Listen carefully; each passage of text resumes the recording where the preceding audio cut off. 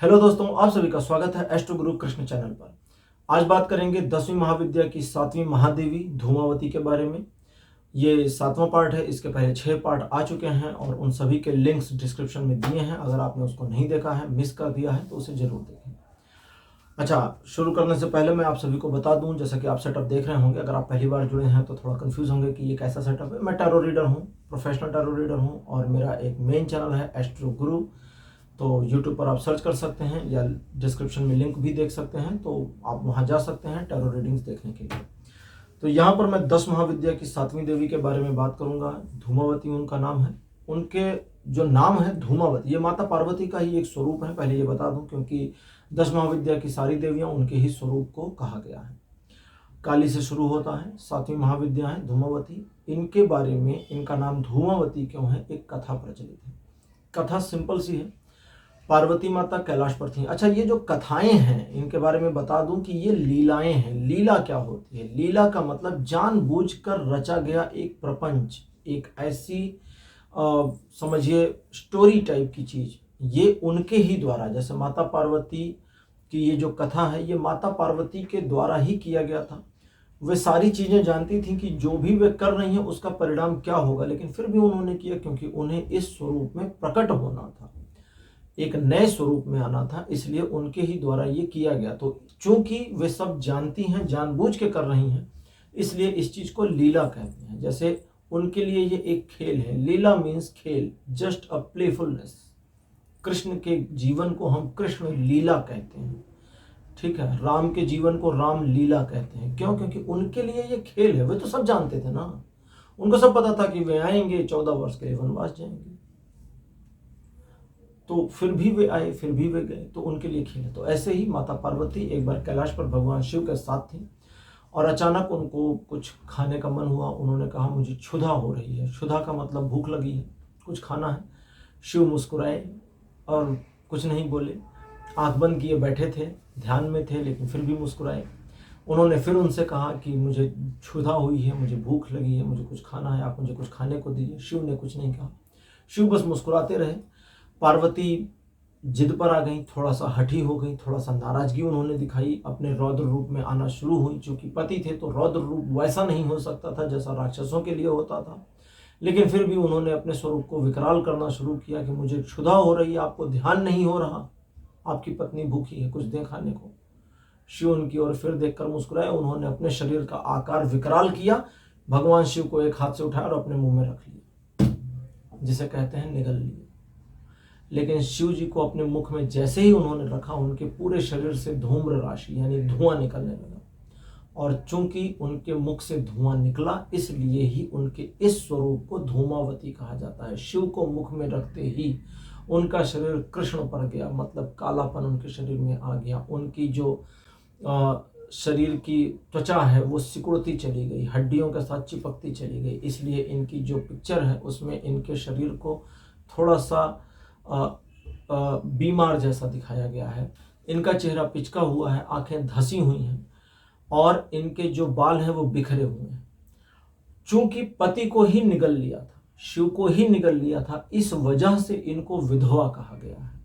दुर्गा सप्तशती में यही उस स्वरूप में आती हैं जब ये शुंभ निशुंभ के दूत को कहती हैं कि मैंने प्रतिज्ञा की है कि जो मुझे युद्ध में हरा देगा, पराजित कर देगा, उससे विवाह करूंगी। और पूरे दुर्गा सप्तशती का जो अध्याय चले हैं, जो उसकी स्टोरी है, उसमें आया है कि इनको कोई हरा नहीं पाया। जब कोई हरा ही नहीं पाया तो इनका विवाह नहीं हुआ और ये कुंवारी ही रहेगी। यानी कि एक मतलब दो चीजें इसमें आती हैं। कुछ मान्यताओं के अनुसार ये भी स्टोरी है और कुछ के अनुसार ये भी है कि ये कुंवारी हैं। दूसरी है कि चूंकि ये पार्वती हैं, चूंकि शिव ही इनके आराध्य देव और इनके पति थे और उनको ही इन्होंने निगल लिया था, तो पति को ही खा जाने के कारण ये विधवा भी कही गई है। इन्होंने ही दुर्गा सप्तशती के जो कहानी है जिसमें शुंभ निशुंभ की सेना का संहार किया जा रहा था, इन्होंने ही अपने शरीर से उग्र चंडिका को प्रकट किया था, जिन्होंने राक्षसों का भक्षण किया था। और इन्होंने शिव को निगल लिया, यानी शिव भगवान शिव को निगल लिया। इसका अर्थ क्या होता है कि अपने सुहाग का निषेध कर दिया था। निषेध का मतलब नकार देना, जिसकी वजह से भी इनको विधवा ही कहा जाता है। इनकी जो व्याख्या की गई है उसमें ये एक ऐसे रथ पर बैठी हैं जिस पर एक झंडा लगा है, ध्वज लगा है, जिस झंडे के ऊपर कौवा बना हुआ है।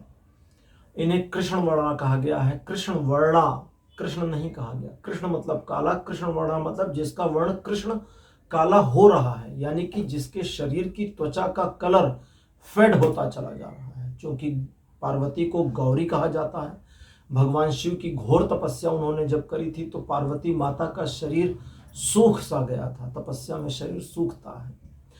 तो भगवान शिव जब आए तो उन्होंने उनको कहा, जब जैसे ही वो उनको प्रकट हुए उनके सामने, उन्होंने उनके शरीर को वहीं पर गौरवर्णित कर दिया। इसकी भी अपनी एक कहानी है। कई कहानियों में है कि भगवान शिव ने अपने हाथों से उनको नहलाया था, तो इससे भी उनके शरीर के मैल धुल गए और वे गौरवर्णित हो गई, जिससे उनका नाम गौरी पड़ा। तो गौरी ही पार्वती हैं। और जब गौरी ने धूमावती का रूप लिया तो उनका जो गौर वर्ण है वो श्याम होता चला गया, काला होता, एग्जैक्ट काला नहीं हो गया कि ये वो काला काली की तरह, नहीं नहीं, वो थोड़ा सा सांवले रंग में आ गया है। तो इनको काक ध्वजा कृष्ण वर्णा कहा गया है। आंखें इनकी धसी हुई और निर्मम दिखती हैं, जिसमें दया की भावना नहीं है। इनकी आंखें वैसी हैं। ये मैले कपड़े धारण करने वाली, खुले केशों वाली, जिसमें जटाएं पड़ गई हैं, उस तरह का इनका रूप बताया गया है। कुरूप इनको कहा गया है। हाथों में सूप धारण किए हुए ये प्रकट होती हैं। साथ ही साथ ये भी कहा गया है कि चूंकि ये इन्होंने शिव को निगला इसलिए था क्योंकि इनको भूख लगी थी, अतः इनका जो स्वरूप है वो भूख प्यास से व्याकुल है। माता सती के बारे में भी आया है, क्योंकि ये तो पार्वती जी के समय ही इनका स्वरूप प्रकट हुआ था, लेकिन इनका विग्रह, इनका जो, देखिए माता पार्वती ने धूमावती का स्वरूप ले लिया, ये एक चीज है, लेकिन इनका विग्रह, विग्रह मतलब एक छाया, छाया उस समय भी प्रकट हुई थी जब माता सती ने दक्ष के यज्ञ में कूद कर अपने आप को जला दिया था। तो उस समय जो यज्ञ का धुआं था, उस धुएं से धूमावती का विग्रह प्रकट हुआ था। लेकिन उनका प्रकटीकरण वास्तव में पार्वती के समय में ही हुआ। माता धूमावती की उपासना अपने आप में काफी डार्क आर्ट कही गई है। डार्क आर्ट मतलब एक तरह से समझे तो तंत्र शास्त्रों में जो गहरे तंत्र हैं उसमें धूमावती की उपासना के प्रावधान है। नॉर्मल या स्टार्टअप में ही धूमावती जी की उपासना के प्रावधान नहीं है। धूमावती की उपासना के लिए परमिशन भी नहीं दी जाती है। बहुत बड़ी समस्याओं से निपटने के लिए इनकी उपासना की जाती है। और कुछ डार्क आर्ट्स में, या उसको सीधा सीधा कहूँ तो ब्लैक मैजिक जैसी चीज़ों में इनकी उपासना की जाती है। शत्रुओं के नाश के लिए, मारने के लिए इनकी उपासना की पद्धतियां हैं। लेकिन इनकी उपासना शत्रुओं का नाश, शत्रु कौन होता है? जो आपको तंग करके रखा है। ऐसा नहीं कि आपने किसी से दुश्मनी कर दी और आप उसका कुछ भी बिगाड़ दें, ऐसा नहीं है। ये माता है। माता का मतलब है जो सभी के लिए ममतामयी है।